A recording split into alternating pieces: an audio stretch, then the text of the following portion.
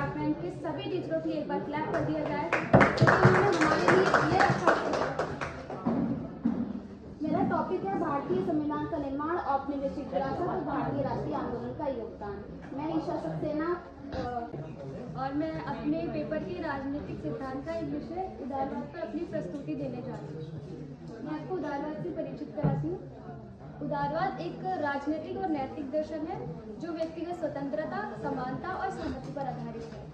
इसका उद्देश्य व्यक्ति को एक ऐसे समाज का निर्माण करना है जिसमें व्यक्ति अपने हितों की रक्षा कर सके, अपना आत्म विकास कर सके और शासन लोगों की सहमति पर चलाया जाए। दूसरा इसका मूल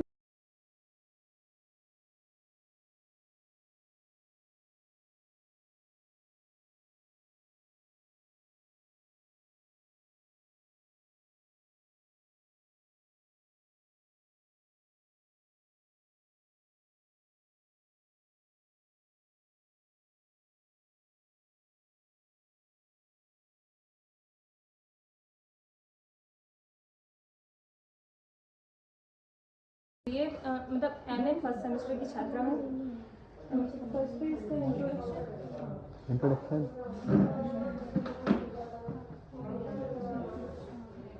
it represents the ideal philosophy and objective of the Indian nation inspired by the American Constitution but uniquely Indian spirit। ये हमारा जो कॉन्स्टिट्यूशन है, कॉन्स्टिट्यूशन में प्रेम्बल है, ये अमेरिकन कॉन्स्टिट्यूशन से लिया गया है। जैसे कि इसमें इसकी इमेज में My name is Suhani Sharma and today's my topic is fundamental rights, मौलिक अधिकार। फंडामेंटल राइट्स मौलिक अधिकार वो अधिकार होते हैं जो संविधान द्वारा नागरिकों को प्रदान किए जाते हैं।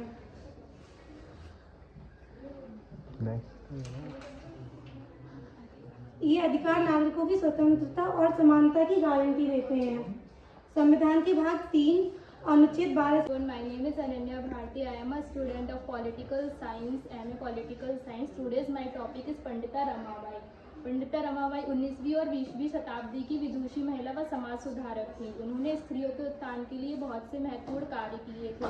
उन्होंने अपनी सूझबूझ से भारतीय नारियों पर हो रहे अत्याचार को रोकने के लिए अनेक योगदान भी दिया था। इतना ही नहीं बल्कि उनके उद्धार के लिए अनेक संस्थाएं भी खोली और उनमें अपना महत्वपूर्ण योगदान भी दिया। उन्होंने समाज की रूढ़िवादी तत्वों और I Divyansh am standing before you to give my presentation on the topic Raja Ram Mohan Roy.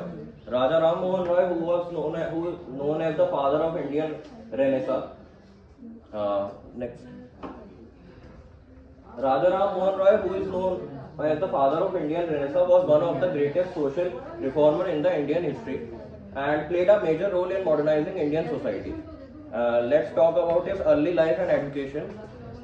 Raja Ram Mohan Roy was born on May 22, 1772. I am student of MA first semester, Department of Political Science। तो मेरी presentation का topic है constitution of India. Constitution of India Bharat का संविधान जानने से पहले नहीं जानते कि संविधान क्या है। संविधान नियमों का एक ऐसा लिखित दस्तावेज होता है जिसके आधार पर सरकार देश की राजनीतिक व्यवस्था को नियंत्रित करती है। देश में जितनी भी राजनीतिक क्रियाएं होती हैं वो संविधान में लिखे गए कानूनों के अकॉर्डिंग ही होती हैं। इसके बाद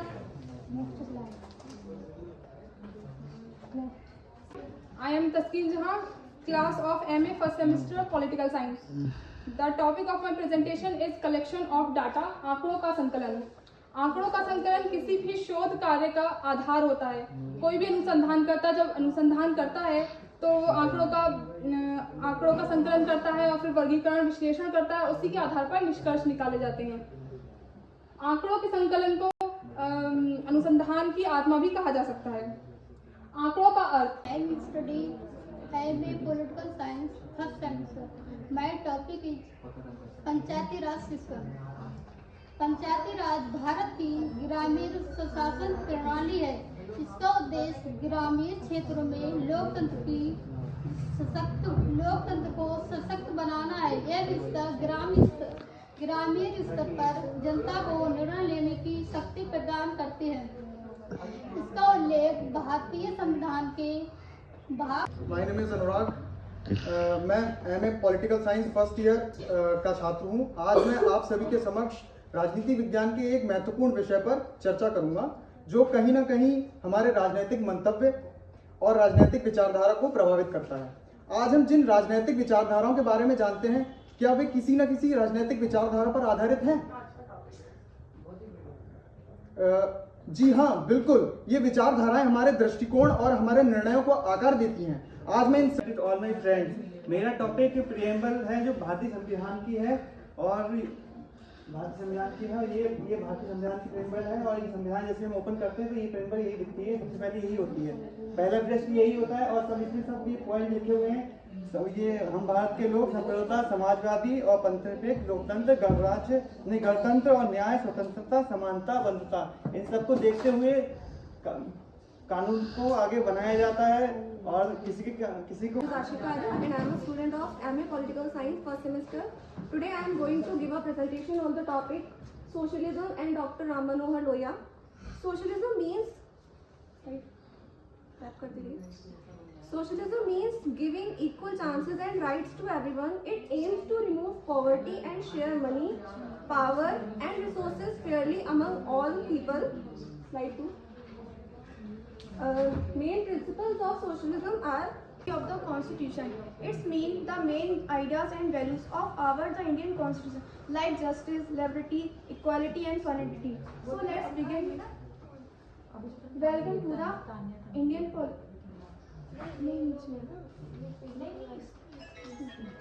Welcome to the philosophy of the constitution.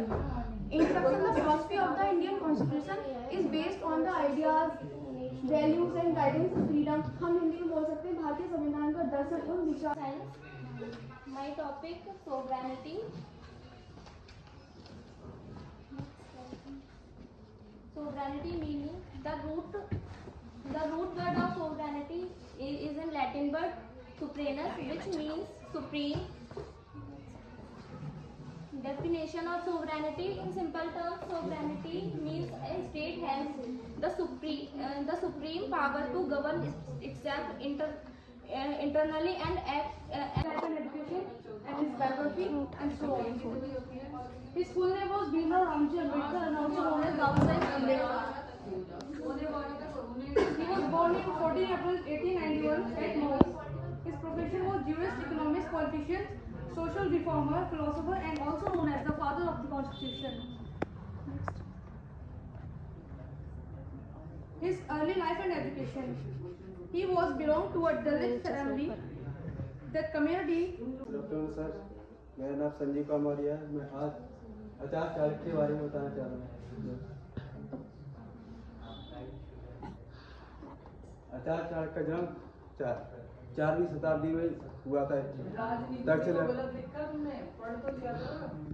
Kautilya का नाम चाणक्य, उनके पिता के नाम देख के बोल। कौटिल्य को चाणक्य और विश्वगुरु नामों से जाना जाता था।